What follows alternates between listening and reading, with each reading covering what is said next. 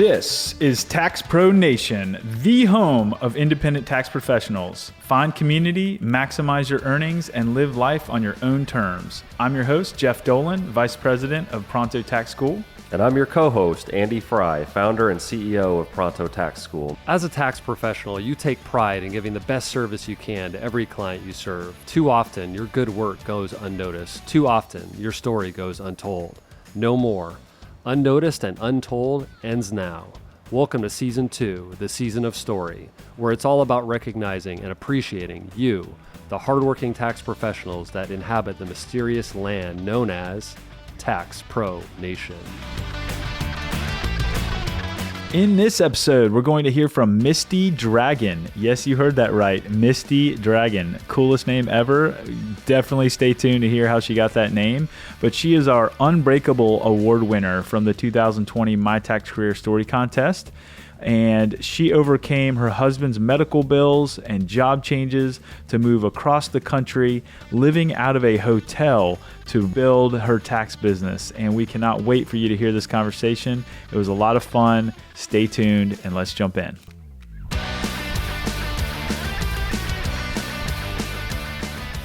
So you got started as a receptionist, bookkeeper for an auto repair shop at 19 years old, and you learned kind of on the job training. Okay, yes. You realized through a succession of bad bosses that you wanted to work for yourself, right? Yeah. And, I still hadn't actually taken that jump when I did actually start working for myself. I had recently, finished my bachelor's degree. I was getting there, but, I was always really loyal to the companies I worked with, so that I've been working with my W-2 job for over a decade at this point in time. Got along with everybody there. Okay. I know it was an accounting job, Misty? Yeah, I was like their full charge bookkeeper for a nonprofit. Okay. So, Right I enjoyed working there and whatever, but what happened was, number one, the management turned over. The guy who hired me and was awesome, he retired. His replacement was kind of prone to cronyism. At the exact same time, my husband had just gone on disability for chronic health problems that don't have a cure. After a lot of soul searching, we had decided that what we really needed was to be wherever he could get the best doctor for his condition. Okay. Because that's something you find when you go through the serious illnesses. All doctors don't treat things the same. True. So, the person was in San Diego, the doctor was. We saved up money for a couple of years. And my job at that point he told me that I could work completely remotely. I was already working like a day or so, and I had taken the job paperless. Basically, I was the one that put in all the workflows and procedures of how that would work. Nice. So I made it possible to work paperless.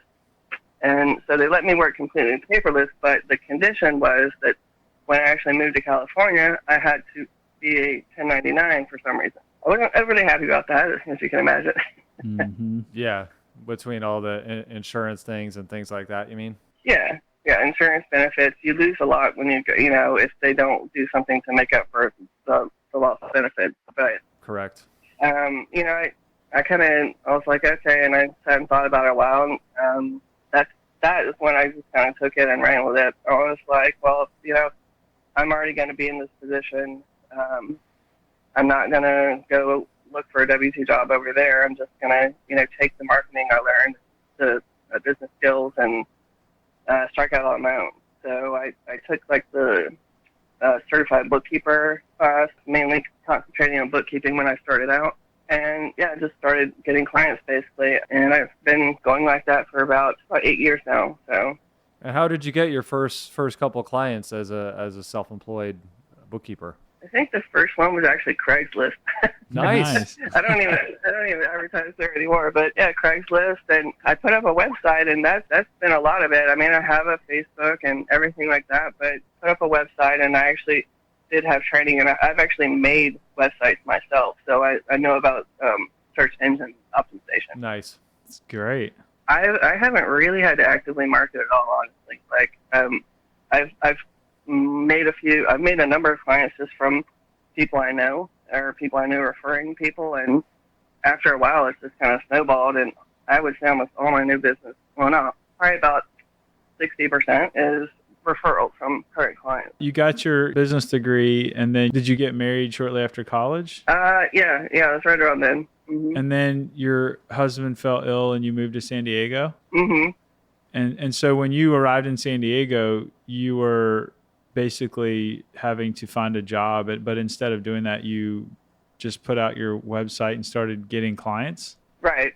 Yeah. Well, I mean, I did still retain the one I had for actually a couple of years after moving here. Oh, gotcha. Okay, so you were 1099, right? Yeah, that was no longer enough to pay the bills, especially because Gotcha. bills was getting much more expensive.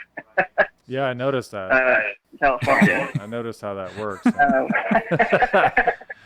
Yeah, it's like our prices have to get more expensive to kind of keep up with it, but also just being able to acquire more clients obviously helps to solve that problem as well. So have you always, I mean, because you know how it is, Misty, with the bookkeeping and taxes, like some people are, prefer one or are better at one than the other. And like a lot of times we see people having trouble like kind of integrating both services. Were you always doing both services, or did you add tax, or do you focus on one more than the other? How do you kind of manage that? So yeah, I started off mainly with bookkeeping. Honestly, at the time, I told myself that I was probably never going to do tax, just because I had this like irrational dislike that it was going to be horrible, Yeah, I had the same fear of bookkeeping. Yeah.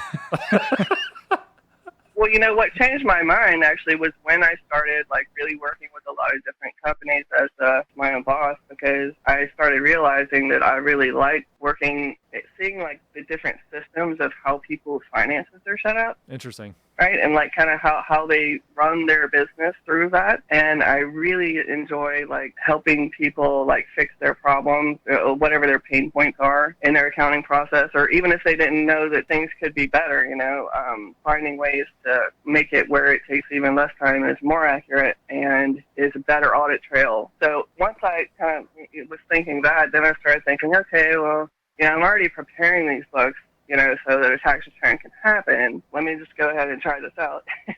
That's great. So that happened probably about three or 4 years ago that I got into tax preparing. And how do you like it so far relative to bookkeeping? Do you enjoy both of them? Do you enjoy one more or the other? How does that work?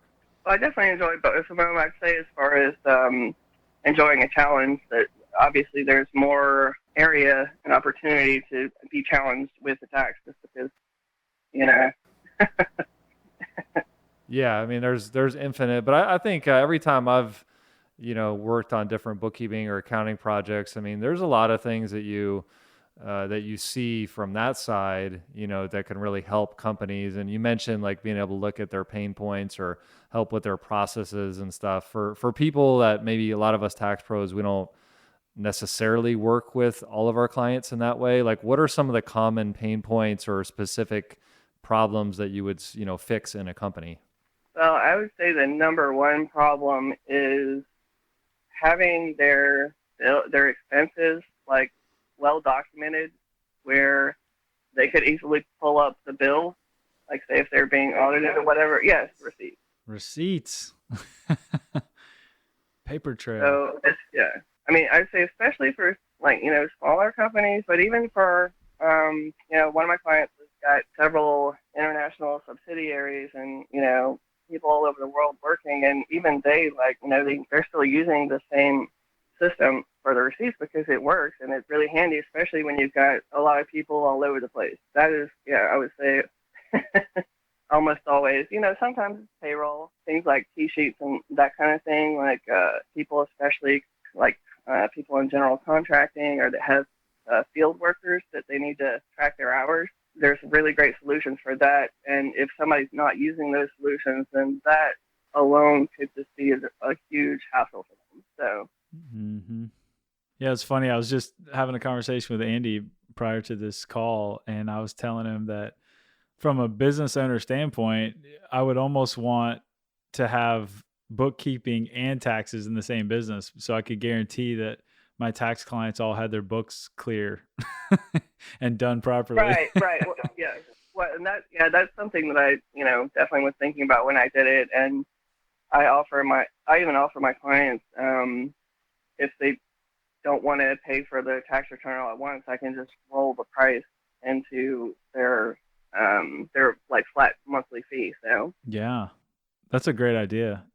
Yeah, because I mean, if I'm working with you to do my bookkeeping, my books on an ongoing basis, when it comes tax time, it's only logical to say, well, you know everything going on in my business. Can't you do taxes too? At least ask right. the question. And then it's a natural conversation. It's like, actually, yes, let me do that for you. And what's been the main challenges of adding taxes? Because I know there's always, with anything new in your business, there's always going to be challenges that come up from getting that going. Or what have you found most challenging about undertaking the tax work? I don't know. It's actually been kind of smooth. Smoother, much smoother than I would have thought. I guess because I just got a workflow that works pretty well for me, and maybe it's because I do it all like online. But I send them the engagement letter, then they have their secure filing system. They can just put their documents in, and we do a call or whatever to talk about it. But it's actually going pretty smoothly. I would say I guess one of the bigger surprises I had was just the very first return I ever did was for a nonprofit, and I realized that I kind of jumped off the deep end when I. Yeah, you did. Well, I agreed to do that. Yeah, I know the first couple ones I did of those nonprofits, I was like, this is turning into a nonprofit for me for sure. Because yeah, it's like a book. Their return's like a book, and a lot of the nonprofits, if they haven't ever had somebody that knows what they're doing, like guide them, they haven't been tracking their expenses right either, or like categorizing them right. But it's turned out that a good portion of my clients even are nonprofits now, so I enjoy working with them a lot. They can, I don't know, I guess maybe since they don't have a profit motive, sometimes it's easier to work with them.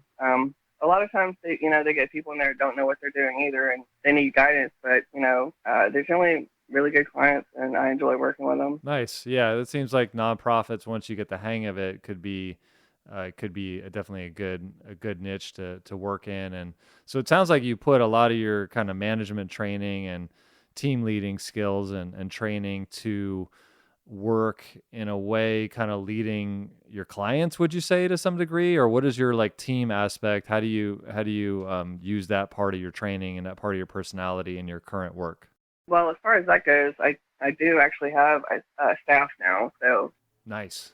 it's been probably 3 or 4 years now. I started working with somebody, and that's a whole other thing also. And in today's day and age, you want to use like Asana or some sort of project management or type software to make sure all the T's get crossed and the I's are dotted. Right. For sure. How big is your team?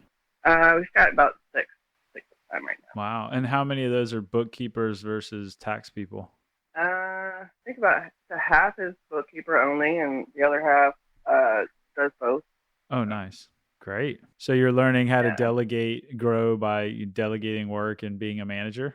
Well, yeah, and that's an important thing for any company, of course, and especially when I do consulting with one-person companies or smaller ones. I often find myself pointing out that what the point that they're really trying to reach is the point where they can start delegating their duties, because they, as the owner, are going to be. That's very expensive to be the receptionist. Their time should be spent, working to get new business, building relationships, or envisioning the new offerings. However they want to do it. But that's like a crucial step for anybody that wants to eventually expand, Right. and to not be doing everything. So what was that point for you where you reached that step? Because I think that's a very crucial growth milestone for any business, where, I mean, it sounds like you were doing a lot. I mean, Andy was telling me bookkeeping folks, they are constantly helping businesses year round. So I imagine that was a lot of work to help your clients, and then to add taxes on top of that, and try to grow your business, and try to take care of your husband, and try to do like all the things that you're doing. I mean, besides the fact that you're probably superwoman, how did you make that change from like, okay, I have to hire people and I have to delegate? Well, for number one, I did get help on the home phone, so that was fine. But basically, it got to the point where had enough work that I was like, okay, I've got to at least bring on somebody part-time. There's a local bookkeeper networking group that I had met a couple people in that I got along with. They were like really senior professionals. So I started working with her some, and she was the first one. And it just went from there. You know, I think that it's definitely a very difficult jumping point because it's hard to get good part-time help. Right. Really. So, you know, I went to, like, you know, the Zero Con, and I went to the QuickBooks convention and stuff like that, and I asked a lot of questions and talked to a lot of people that have already been doing it. And that's kind of how I got some of the questions answered that, like, weren't really easily available anywhere. It's just, you know, find somebody that has been doing it, get some answers.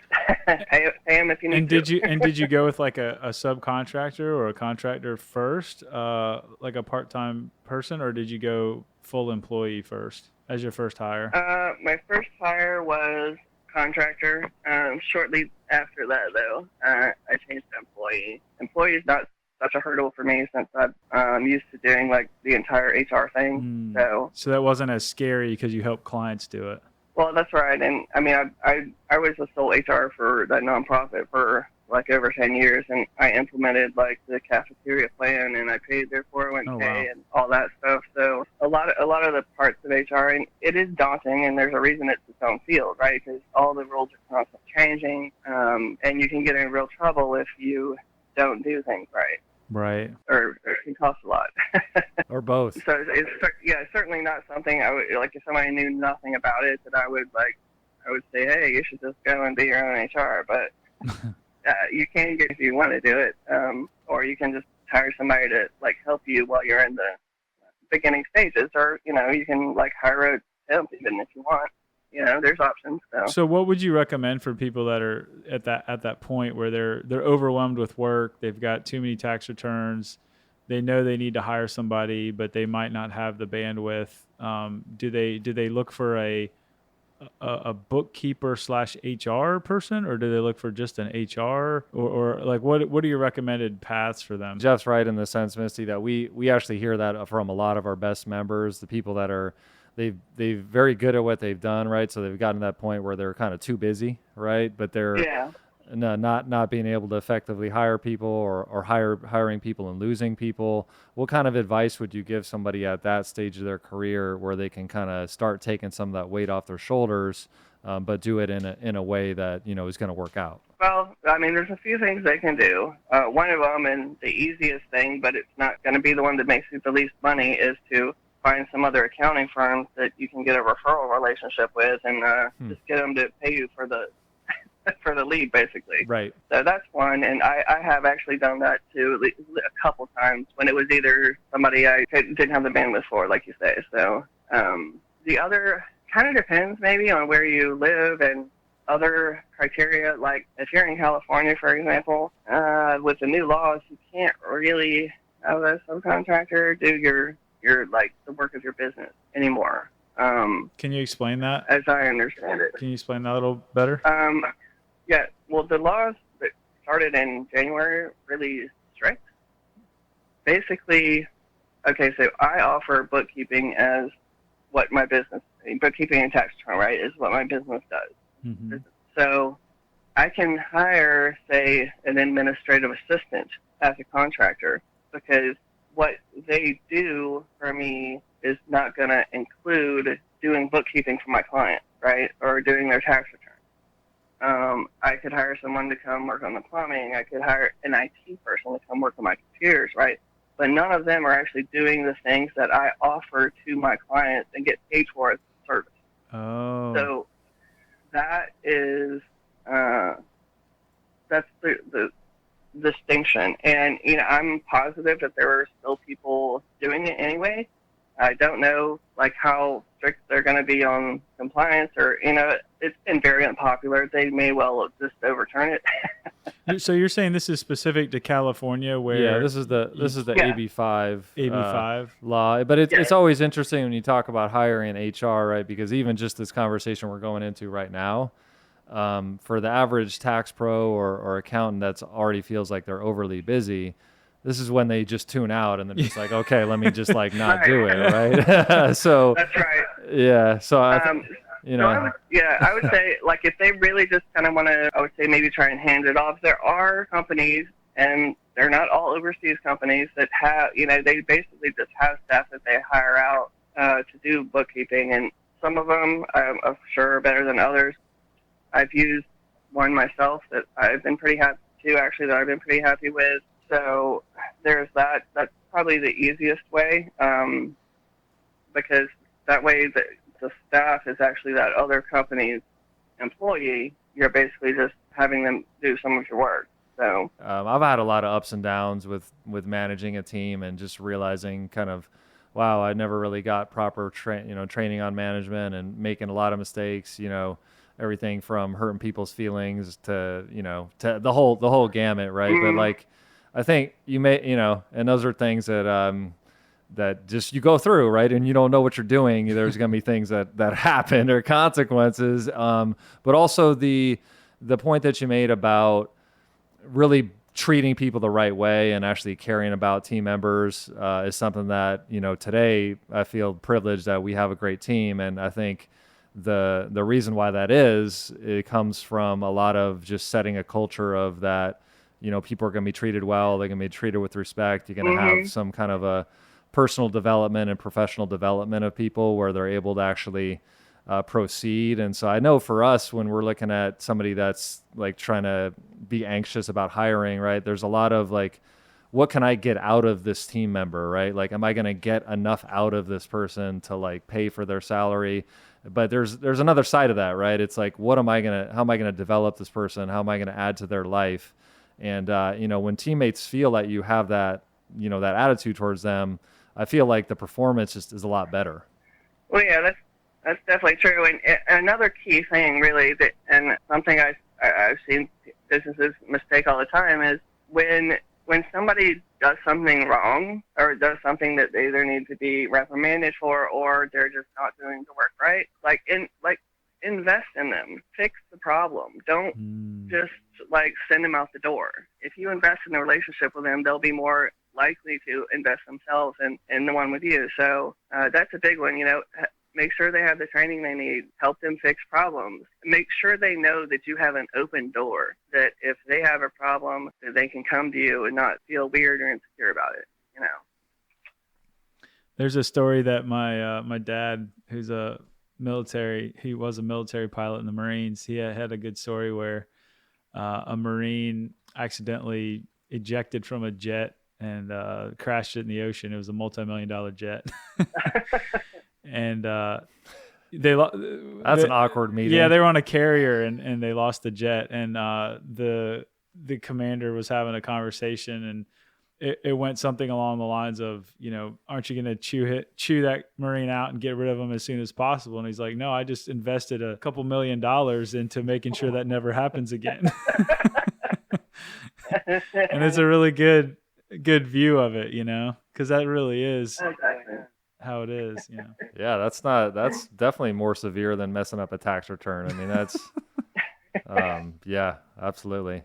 And so what's your, as you've got this team going and you've kind of already crossed all these bridges to get to this point, and plus your name is Misty Dragon, then, which is just great branding. What's your kind of like vision for where you want to take your business and your career? Well, I'm kind of a lifelong learner, so I'm probably just going to keep adding stuff. I've looked into, actually, as of this month, I've just finished hours required for the CPA. So cool.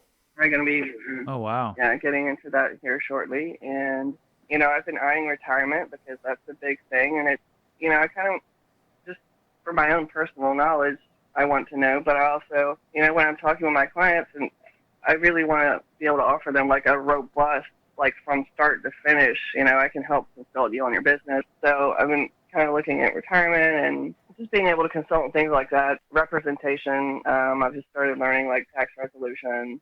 So yeah, that's kind of it. Nice. I basically, whatever there is to learn, I'll end up sticking my nose into it at some point. And in the interest of being able to help somebody no matter what their problem is. And what's your take also, Misty, before we conclude? I'd love to hear your take from working so closely with different businesses and also nonprofits, really organizations that have employees and teammates relying on them.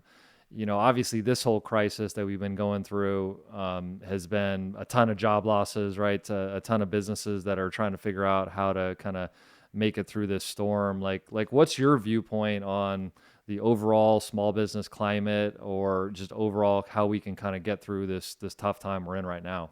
Well, yeah, I mean, that's certainly something that's been on my mind and probably everyone else's. So, number one, I really hope that anybody that could or wanted to take advantage of the PPP and the EIDL loans with the SBA, because those kind of offers, we're unlikely to ever see an offer like that unless there is a disaster. So, right. I highly recommend anybody, if whatever's still available, looking into those. Yeah, that free money train doesn't come around too often for the small business owners, for sure. Yeah. Or even just like a really low interest is, that's wonderful. And I think it's going to come down to just like having to prioritize, because when you've got limited funds or like your employees can only do certain things, you're going to have to write down like, okay, what can be done, what's more likely to be done, and what could possibly, what are my funding options, even if it's not the disaster stuff. The SBA always does have offerings anyways. I would definitely, just try not to let it fail if you could. That's always something you would want to do. But yeah, not failing is definitely a big part of succeeding in the small business world. Sometimes that is succeeding. It's like not dying, right. living. Surviving is succeeding. Well, that's the thing. I mean, sure, I'm sure you don't want to like go down a hole and end up owing a bunch of money you could never possibly pay back. I mean, nobody wants that either. Yeah, if it can be avoided, yeah, that's definitely, because I mean, it's interesting with seeing the number side and the type of work that you do, right? Is because you can probably tell to some degree kind of which businesses actually have a legit shot to come out of it, and you know what I mean? Phone app. Right, phone apps are huge. Right. Yeah, the phones are definitely in heavy use right now for sure, and the streaming. Yeah, maybe going to require some creativity. I would also suggest, like, if they're not already networking, try and find some other people that have their kind of business, so like a Facebook group or something, and just see, because, I got a lot of my better ideas from networking with other accounting professionals. So, and plenty of them are more than willing to just have a conversation. I would be, I'm happy to just, give people a chat. I don't even charge for stuff like that generally. So that would be probably the best advice I could give, is to just see how other people are doing it, and just really try and think outside the box about what can be done to maintain it. Or maybe you could think of some different offerings. Maybe you could just find something that is open and just kind of get a side hustle going for a while. There have been times I've had like several different jobs in the past, and it worked. So right. Yep. Anything you can do to survive. Well, that's really good advice, Misty. And on one last note, could you tell us how you got your name, Misty Dragon? Okay. Well, I was getting married, and I didn't want to take my husband's name because it was really long, and and I was considering that I'd have to be writing it the rest of my life. So we talked about it, and he actually had some drakes in his European ancestry. We talked about it, and we thought dragons was awesome. I've always been a big fantasy fan. I actually specifically love Chinese dragons. So cool. We thought that would be a lot of fun, and it's been awesome. I love it. It's really, really cool. Well, it's been a pleasure speaking with you, Misty, and this has been such an awesome conversation. Hopefully the listeners got a lot out of it and learned some new things and got inspired. So thank you so much for sharing your story with us. And we look forward to seeing your career success and getting a CPA and all of that. Awesome. Thank you so much. Thanks, Misty. Appreciate you. All right. Thanks. You take care. Bye. Take care. Bye.